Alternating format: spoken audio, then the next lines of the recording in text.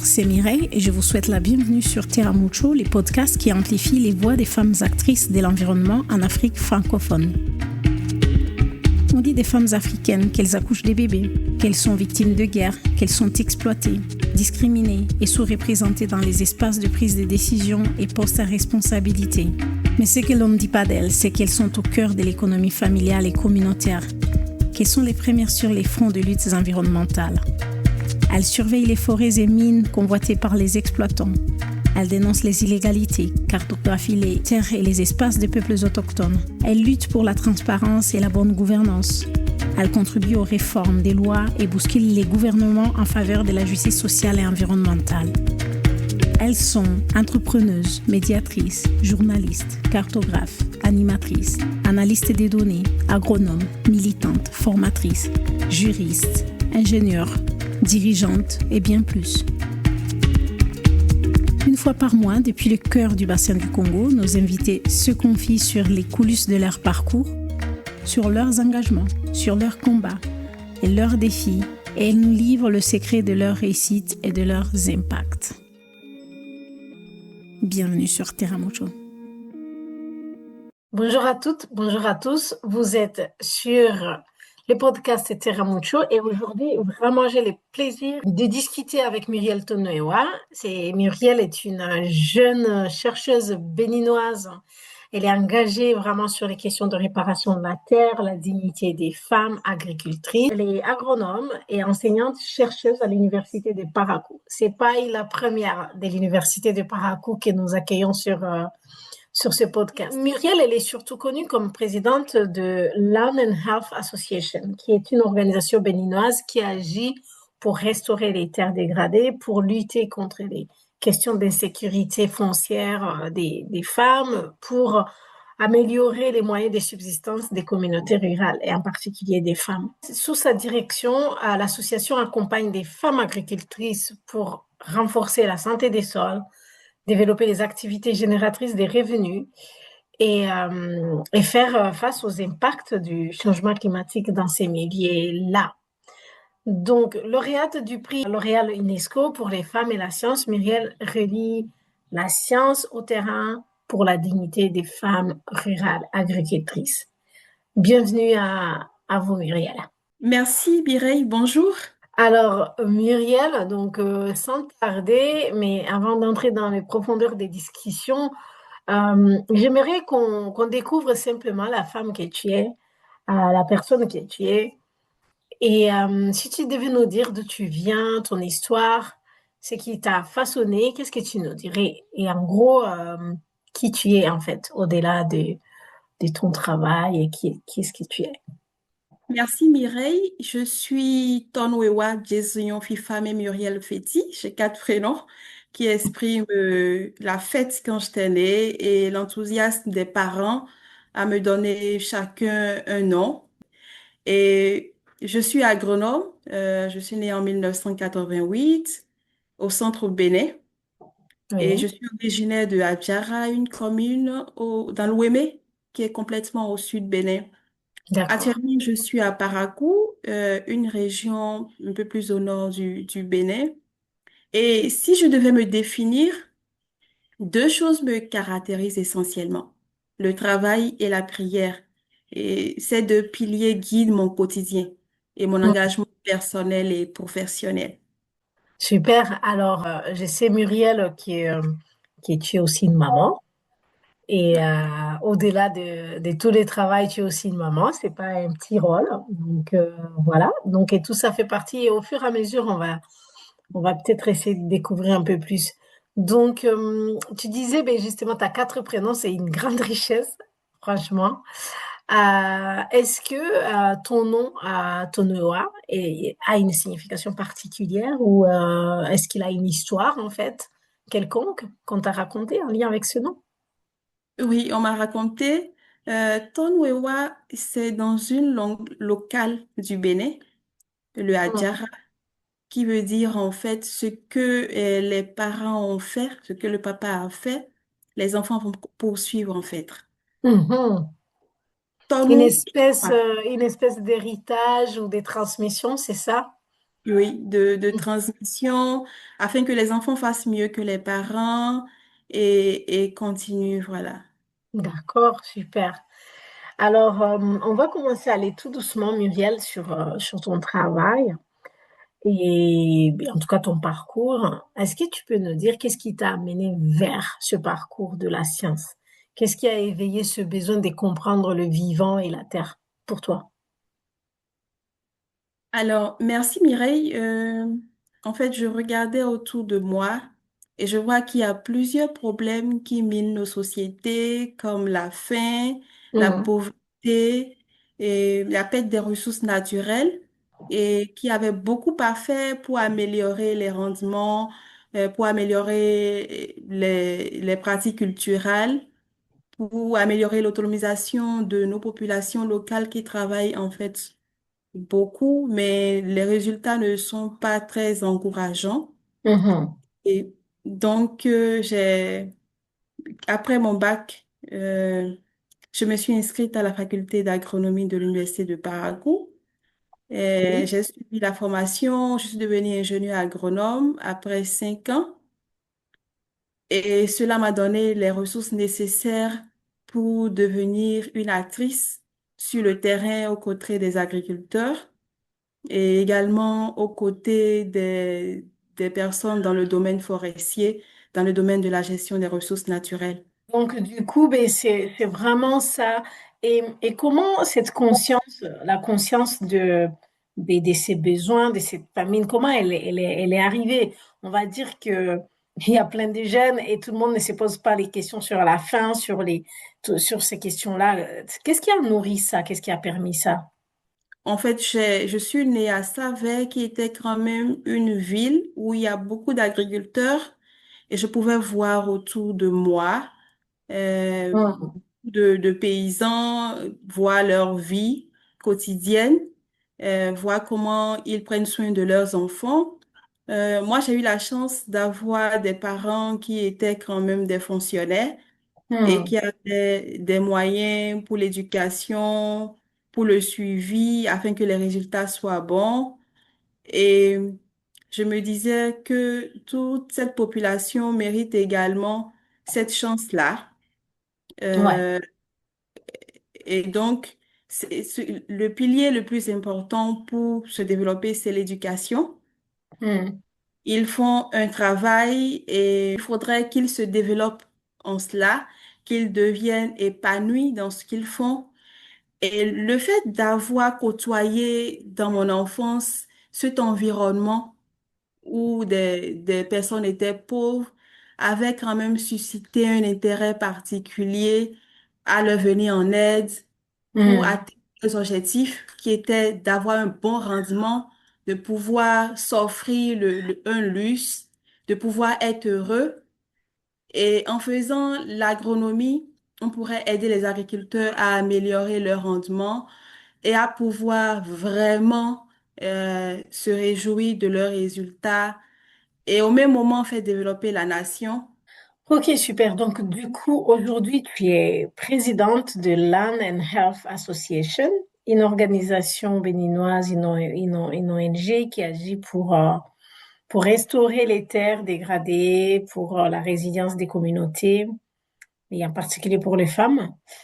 Comme toi, Muriel, tu as croisé le chemin de comment toi tu as croisé le chemin de cette association, en fait? Qu'est-ce qui t'a mené à t'y engager? Et jusqu'à à en devenir présidente. Et merci Mireille. Autour des années 2019, nous étions un certain nombre agronomes, doctorants, à écrire la thèse, à faire les recherches scientifiques et nous avons vu un Mm. problème crucial, la dégradation des terres. Vous savez, il est prouvé aujourd'hui qu'une orange ou tous les fruits ou légumes ont baissé en qualité, en éléments nutritifs.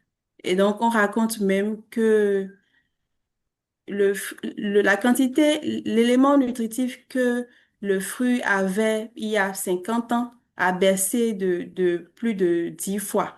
Et Mhm. donc, les terres se dégradent du fait de l'érosion naturelle de l'eau et également du fait des pesticides utilisés, du fait des sachets plastiques utilisés, les terres se dégradent et donc ne sont plus aptes à restituer aux plantes les éléments nutritifs, les éléments minéraux essentiels pour une meilleure alimentation.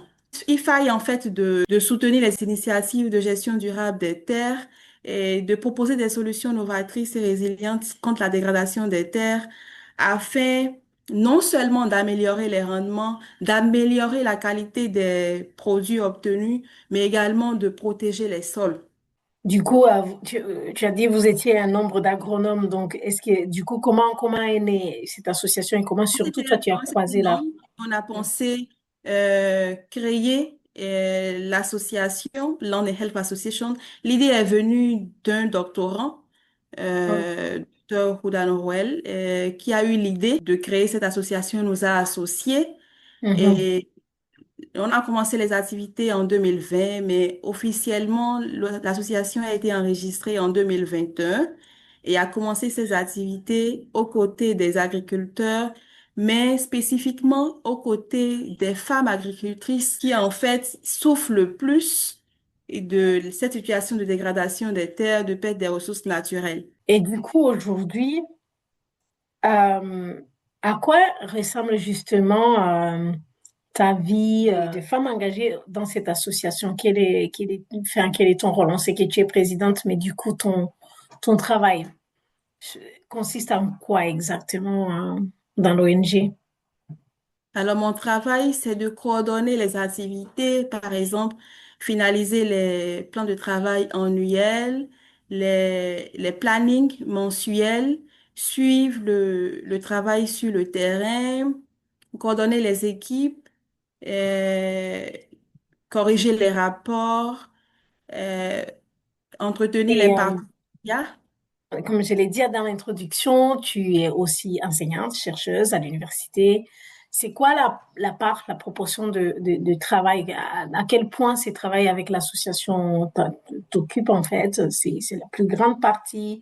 Est-ce que c'est ton temps libre? Comment tu fais exactement? Toute la semaine, je suis presque tout le temps sur l'ordinateur, sur le terrain.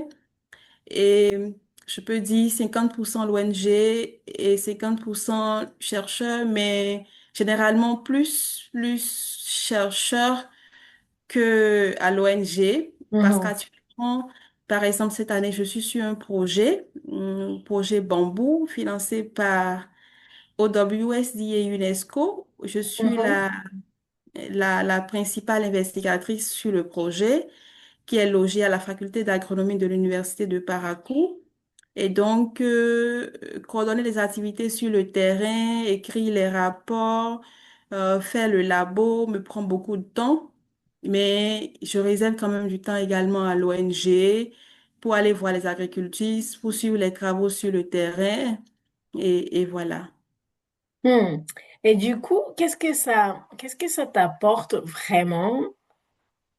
Ou qu'est-ce qui t'est rempli de gratitude d'être dans ce rôle de présidente au sein de cette association? Alors, je vous raconte, par exemple, en 2024, l'ONG a été financée par le projet PISCA de Mhm, l'ambassade de France et avec la Maison de la société civile et d'autres partenaires, nous avons mené un projet intitulé Création d'une nouvelle génération de femmes promotrices de la biodiversité et de l'agriculture intelligente face au climat. mhm, Et ce travail a été fait en collaboration avec les autorités locales, le maire, les chefs d'arrondissement. Et nous étions aux côtés des agricultrices de Maribor et Gbegourou dans la commune de Ndali, où nous les avons formées à faire les pépinières d'espèces locales parce que pour hmm. elles, par exemple, il y a des espèces qu'on ne prend qu'en forêt, on les utilise et elles ne s'imaginent même pas qu'on pourrait les planter. Elles pensent qu'il faut Ouais. juste l'exploiter naturellement. Mhm, Et donc, on a appris à faire les pépinières de baobab, de karité, d'anacardier et d'autres espèces locales d'intérêt qu'elles utilisent, d'intérêt économique, social, environnemental. Et on leur a appris à faire ces pépinières-là et à les planter dans leurs champs pour avoir un système agroforestier. On leur Mhm. a également appris des techniques de gestion durable des terres. Généralement, ils n'ont même pas les moyens de se procurer les Oui, pesticides. Et donc, on leur a appris avec les espèces naturelles fertilisantes à améliorer la fertilité de leur sol et mhm. au même moment améliorer leur rendement. Et on leur a également appris à améliorer leurs activités génératrices de revenus. Ils avaient non seulement les activités champêtres, mais une petite Ouais. activité génératrice de revenus à côté, la transformation du soja en fromage pour la vente, la transformation du karité en beurre pour également la vente. Et elles également sont associées en coopérative, dont on leur a Mhm. appris à gérer leurs activités individuelles, les activités Oui. commerciales individuelles, mais également à gérer la coopérative de façon à faire progresser leur chiffre d'affaires. Et, et c'était un résultat. Il y a eu plusieurs autres activités. Les résultats étaient très bons. Et la joie des femmes à la fin, Mhm. ne voulant pas que le projet s'arrête et qu'on poursuive, c'était vraiment satisfaisant. Et d'après toi, quand tu regardes en arrière, du coup, qu'est-ce qui a fondamentalement changé pour ces femmes grâce à ces accompagnements, à ces projets-là? Ce qui a fondamentalement changé là, c'est qu'elles ont compris que, par exemple, les espèces comme le baobab, elles prélevaient les feuilles, les Mhm. fruits en forêt pour y être utilisées. Elles savent qu'on peut planter, elles savent le faire et elles le font. OK. C'est une Donc, du joie coup, pour elles elles. peuvent les faire perdurer, c'est ça? Oui. C'est ça. Oui. Mhm. Mhm. Perdurer. Et également, elles ont vu qu'elles peuvent bien faire les comptes de leurs activités commerciales pour Oui. voir est-ce qu'elles avancent, est-ce qu'elles font des bénéfices ou des pertes et comment avoir plus de clients et tout. Et c'était très apprécié. Et quelle perception elles ont, ou peut-être que toi tu as sur l'impact de tout ça sur les questions environnementales, en tout cas, comment tout ça, ça aide à faire avancer ou à préserver l'environnement, en fait, leur implication, quoi. Ça aide à vraiment protéger les ressources naturelles parce que là, elles ont appris, comme j'ai dit, à ne pas tout le temps aller chercher les espèces en forêt. Elles ont appris comment sur leur surface agricole, elles peuvent protéger ces surfaces agricoles pour ne pas dégrader leur sol. Elles ont également appris à installer des digues, je dirais, pour retenir l'eau et pour le réutiliser. Mhm.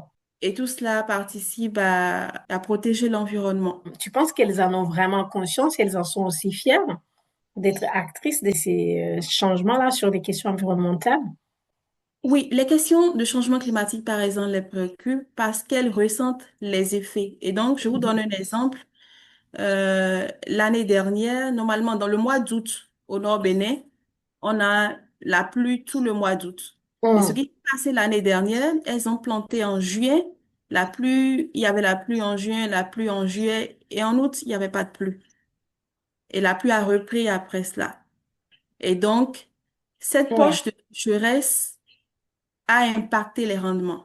Et elles ont bien vu qu'il y a un effet de sécheresse qui n'était pas observé des années à l'avance. Et en fait, elles ont déjà observé le problème. Et quand on vient leur dire que ce problème est dû au fait qu'elles exploitent beaucoup l'arbre en forêt alors que l'arbre en forêt peut permettre d'avoir plus de pluie et donc, elles prennent conscience que le problème Mhm. qu'elles ont, elles peuvent contribuer à l'améliorer Mhm.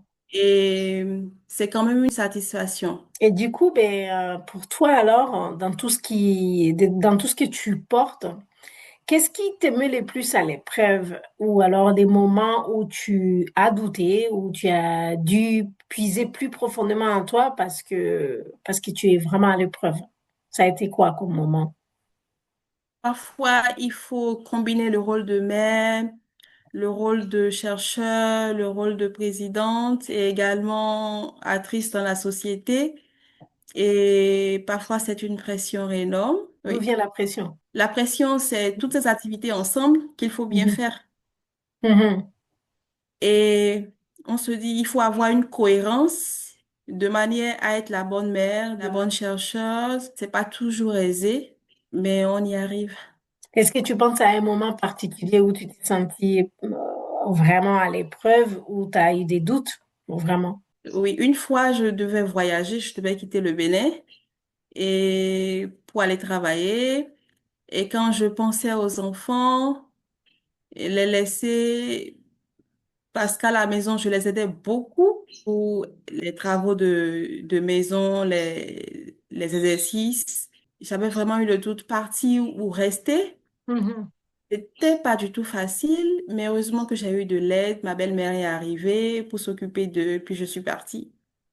Ouais, c'est des moments qui arrivent tout le temps, non? Où on se demande est-ce qu'on a les curseurs au bon endroit, en fait? Est-ce qu'on a l'équilibre, on met l'énergie qu'on doit mettre à la place qu'il faut mettre, quoi.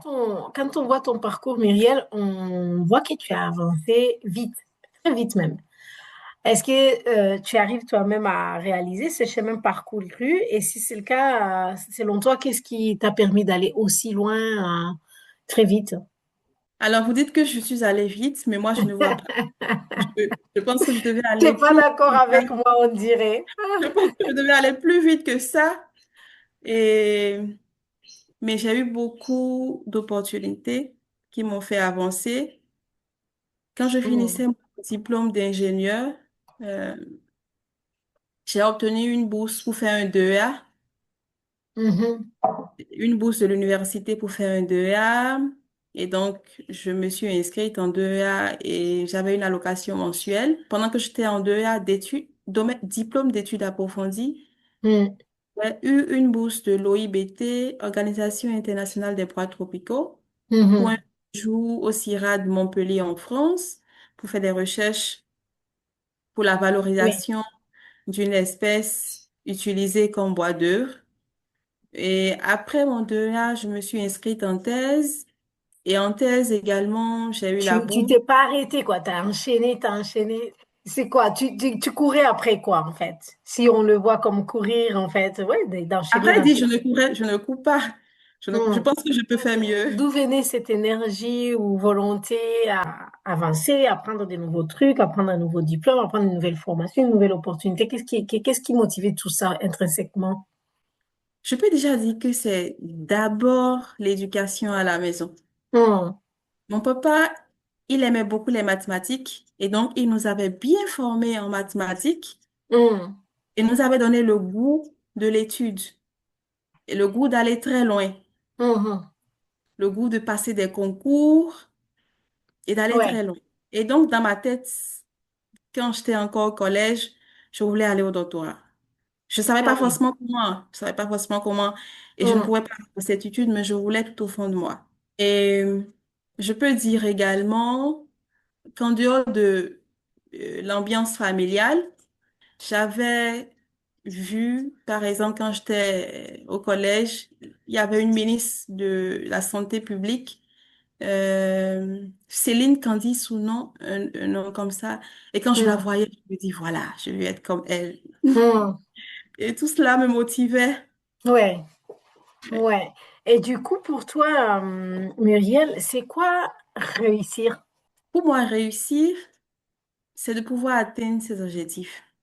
Parce que quand on est jeune, c'est le moment d'avoir des objectifs de vie et d'avoir plusieurs cordes à son arc et de Mhm. travailler pour pouvoir les atteindre. Alors, Mhm. réussir, c'est de pouvoir atteindre ces objectifs-là, pouvoir trouver quoi vous épanouit en fait, dans quoi vous êtes heureux, dans quoi vous êtes Mhm. passionné. Et Et, ça, c'était quelque chose qui était clair pour toi très jeune ou cette conscience-là est venue au fur et à mesure que tu t'es assagi? et j'ai pas bien compris la question, s'il vous J'ai plaît. dit cette conscience du fait qu'il faut avoir des objectifs, plusieurs cordes à son arc, de savoir en quoi on est épanoui. Est-ce que ça, c'est quelque chose qui était présent pour toi depuis très longtemps? Non, quand j'étais plus jeune, c'était qu'il fallait étudier, aller très loin. Mais Mm. quand je suis venue à l'université, et j'ai vu les premiers qui sont sortis, et c'est pas forcément le boulot tout de suite. Et donc, vous êtes appelé à faire beaucoup de choses, à faire même des activités pour lesquelles vous n'étiez pas formé. Et donc, cela m'a motivée à penser à plusieurs objectifs de manière à avoir plusieurs cordes à mon arc. Et si tu penses du coup, en parlant de cette anecdote, des cordes à son arc, c'est quoi tes cordes à toi? Alors voilà, je suis présidente d'une ONG. Ouais. Je suis sur un projet à la faculté d'agronomie de l'Université de Barakou et je suis également entrepreneur. Mhm. Oui, et voilà essentiellement. Ok. Donc, d'avoir vraiment plusieurs pistes, plusieurs terrains sur lesquels on agit, quoi. C'est ça. Mm, mm. Mhm. Et tu viens de parler de la ministre, là, et quelque chose qui me vient à l'esprit, c'est est-ce qu'il y a d'autres femmes qui t'ont inspiré dans la vie, qui t'ont inspiré, et pourquoi? Qu'est-ce qui t'a inspiré en elle, quoi? Oui, je peux dire également, quand j'ai vu Angela Merkel, voilà une femme à la tête de l'Allemagne et qui gère très bien. Mhm. Ça montre que les femmes sont capables en fait. Mhm. Et si une personne n'arrive pas, c'est peut-être qu'elle ne voit pas dans ce sens ou que ce n'est pas son objectif. Ouais. Oui. Tu crois beaucoup à la force des objectifs, de savoir où on va. Peut-être pour revenir juste un tout petit peu en arrière sur l'association, sur Land and Health Association, est-ce qu'il y a si tu devais donner un visage, une histoire qui symbolise le Land and Health, qui symbolise sa réussite, quelle serait l'histoire que tu aurais envie de nous partager en fait, en lien avec la réussite de la Men's Health Association? Alors, Land Health Association, c'est une jeune ONG Mhm, qui veut dire terre et santé. mhm. Qui veut dire terre et santé. Oui, Mhm, et santé, améliorer les terres et la santé des populations qui dépendent de ces terres-là. mhm.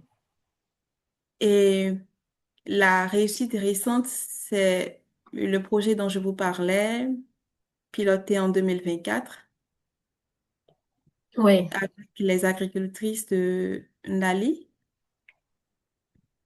où Mhm. elles sont devenues actuellement promotrices de la biodiversité, de l'agriculture intelligente face au climat. Et qu'est-ce que tu appelles, juste pour décoder tout ça, qu'est-ce que tu appelles l'agriculture intelligente? OK, c'est les pratiques pour être résilient ou pour Mhm, s'adapter au changement climatique. mhm. Et c'est quoi ces pratiques du coup, par exemple?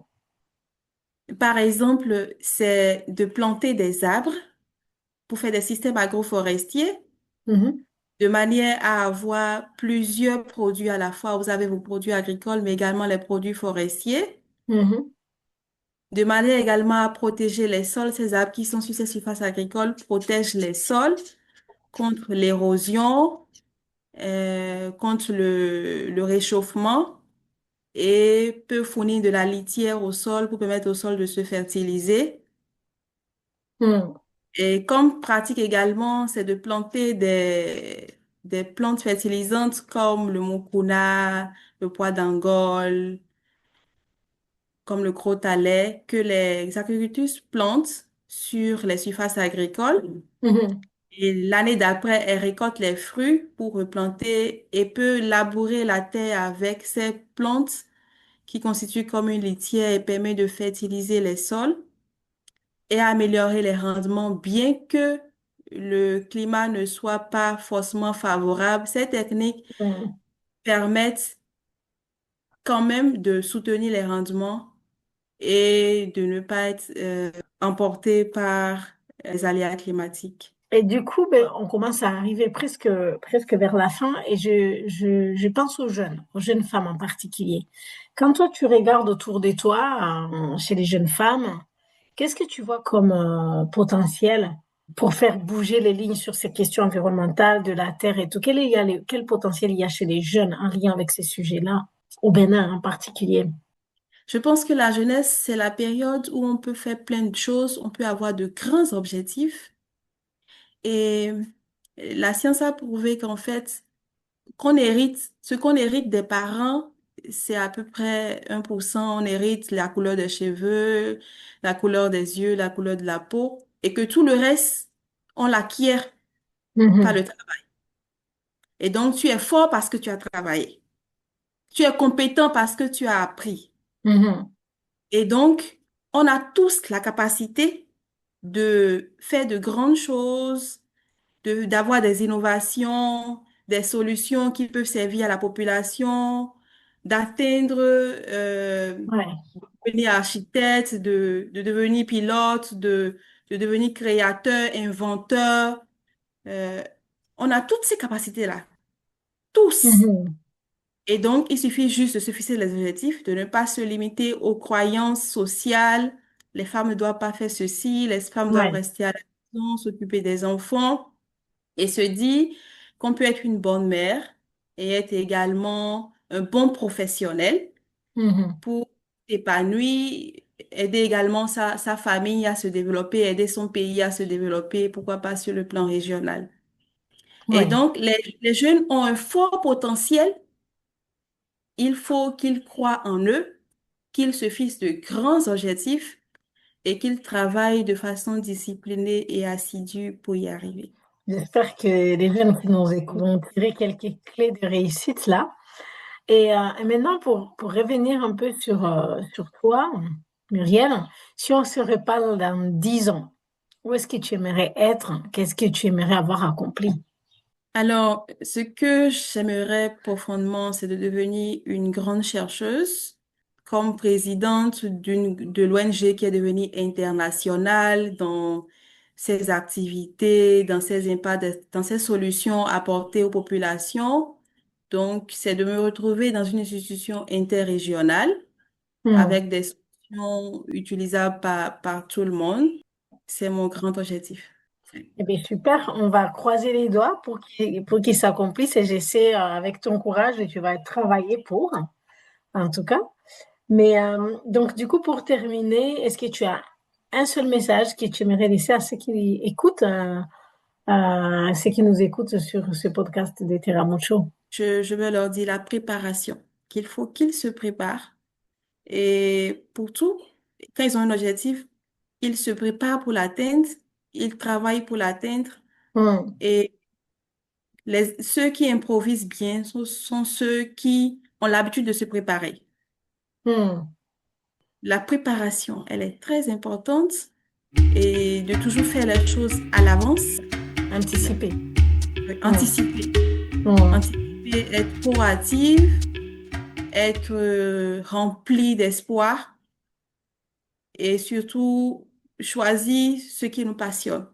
Merci Muriel. C'est sur ça qu'on va finir. Merci d'avoir partagé ton expérience, ton parcours, ta vision du monde aussi et surtout ton engagement avec les femmes rurales, avec la Health Association. Et merci d'avoir ouvert cette fenêtre qui peut être sur ce que peut être les jeunes, les chercheurs engagés dans la science, sur la Terre, avec les femmes et tout ça. Et vous, auditeurs, ceux qui nous écoutent, merci à vous toutes et à vous tous d'avoir écouté cet épisode. J'espère que le parcours de Muriel vous aura inspiré, que vous soyez jeunes chercheuses, chercheurs ou femmes engagées de terrain ou simplement sensibles aux questions environnementales. Et si cet épisode vous a touché, n'hésitez pas à le partager autour de vous, auprès de vos amis, d'en parler et à faire entendre la voix des femmes qui changent les choses pas à pas, là où elles sont. On se retrouve donc dans une prochaine épisode avec encore des femmes engagées, une femme engagée sur des questions de justice environnementale. À très vite donc sur Terra Mucho. Merci.